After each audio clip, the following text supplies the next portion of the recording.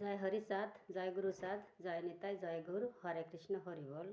উপস্থিত আমার হরিভক্ত এবং কৃষ্ণ ভক্ত বাবা ও মায়েদের চরণে প্রথমে আমি জানাই প্রণাম। তারপর আমার ছোট ভাই ও বোনেদের প্রতি আমার আন্তরিক ভালোবাসা ও শুভেচ্ছা জানিয়ে শুরু করছি আজকের হরিবাসর, হরিকথা, কৃষ্ণকথা এবং কিছু মহাপুরুষদের বাণী নিয়ে। তো আমার হরিচাঁদ ঠাকুর বলতেন, মাতা পিতা গাছের গোড়া, হরি গাছের ফল, গোড়া থুয়ে আগায় কেন তোমরা ঢালছো জল। তো আর তাই আমার বাবা আমার বাবার আমার বাবার লেখাই একটা মাতা পিতার বন্দনা দিয়েই এই হরিবাসর শুরু করছে।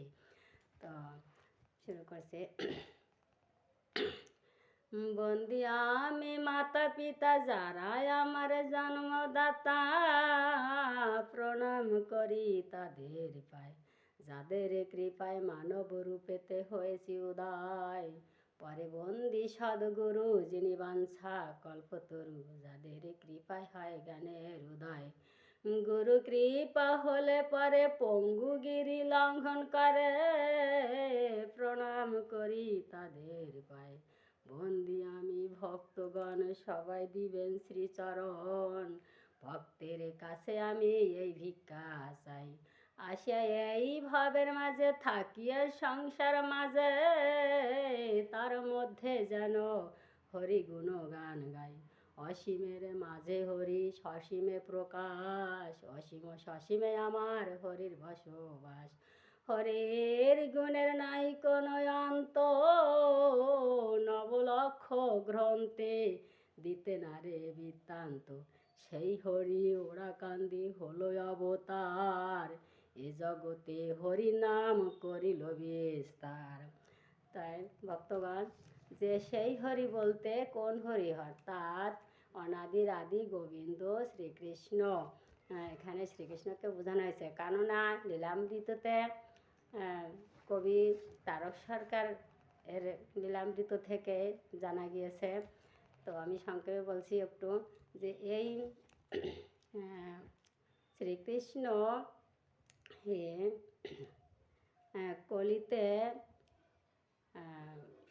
নবদ্বীপে শশী মাতার গর্ভে নিমাই রূপে অর্থাৎ গৌরাঙ্গ মহাপ্রভু রূপে জন্ম নেন। তারপর তিনি সন্ন্যাস ধর্ম গ্রহণ করে জাতি ধর্ম নির্বিশেষে ঘরে ঘরে হরির নাম বিতরণ করলেন নিতাইকে সঙ্গে নিয়ে। কিন্তু তার মনের ইচ্ছা ছিল অকামনা প্রেমভক্তি এবং হরির নাম বিতরণ করা, কিন্তু মনের কামনা সম্পূর্ণ পূরণ হয়নি। তাই তিনি আবার কি করলেন, যে শশী মাতাকে কথা দিয়েছিলেন যে, মা আমি আবার 2 বার এই তোমার গর্ভে জন্ম নেব, শেষ লীলা করব আমি ঐশান্যকোণে, অর্থাৎ তিনি ঐশান্যকোণে। তাই তিনি তিনি ওরাকান্দি যশবন্ত বৈরাগীর ঘরে রামকান্তর বরে মাতা অন্নপূর্ণার গর্ভে জন্ম নেন। তো আমার হরিচাঁদের আবির্ভাবের অনেক কারণ ছিল।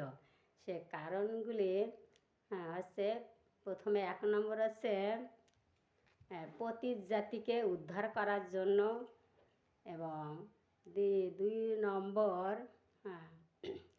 বৈষ্ণবের খুঁটিনাটি খণ্ডন করার জন্য, এবং নমশূদ্র তথা নিচু জাতিকে শিক্ষা বা অশিক্ষিতকে শিক্ষা দেওয়ার জন্যই আমার হরিচাঁদের আবির্ভাব। এবং আর সন্ন্যাস ধর্ম ত্যাগ করে গার্হস্থ্য ধর্ম যে শ্রেষ্ঠ ধর্ম, এটা প্রচার করার জন্যই আমার হরিচাঁদের আবির্ভাবের কারণ। তো আমি তো সব একসঙ্গে অত বলতে পারবো না। আমি আজকে আমার হরিচাঁদ ঠাকুর মানব জাতির কল্যাণের জন্য যে 12 আজ্ঞা পালন করার কথা বলেছিলেন, সেই 12 আজ্ঞাগুলি আমি আপনাদের সম্মুখে তুলে ধরছি। যে 1, সদা সত্য কথা কইবে, 2 পর স্ত্রীকে মাতৃজ্ঞান করিবে। 3 মাতা পিতাকে ভক্তি করিবে। 4 জগৎকে প্রেম দান করিবে। 5 পবিত্র চরিত্র ব্যক্তির প্রতি জাতিভেদ করিবে না। 6 ষড়রিপু হতে সাবধান থাকিবে। 7 বাহ্য অঙ্গ সাধু শ্বাস ত্যাগ করিবে। 8 কাহারও ধর্ম নিন্দা করিবে না।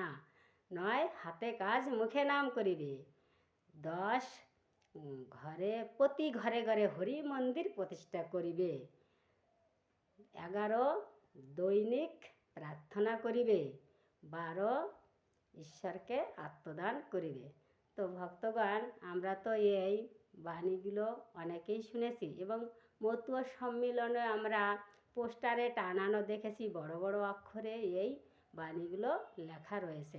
কিন্তু ভক্তগণ, আমরা কয়জনে এই বাণীগুলি পালন করি?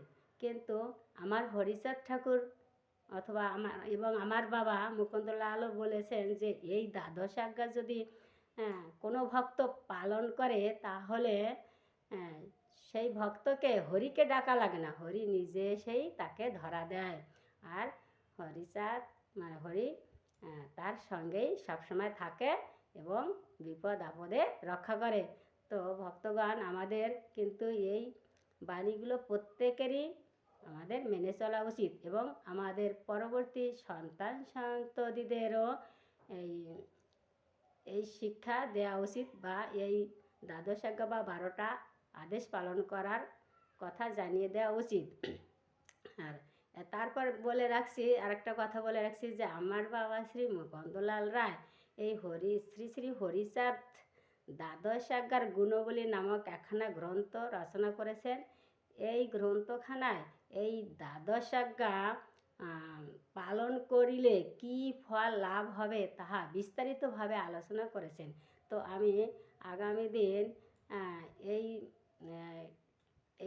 এই গুণবলী সম্বন্ধে আলোচনা করব। অর্থাৎ সদা সত্য কথা বলিলে কি ফল পাবে, পর স্ত্রীকে মাতৃজ্ঞান করিলে কি ফল পাবে এবং পিতামাতাকে ভক্তি করিলে, তারপরে জগৎকে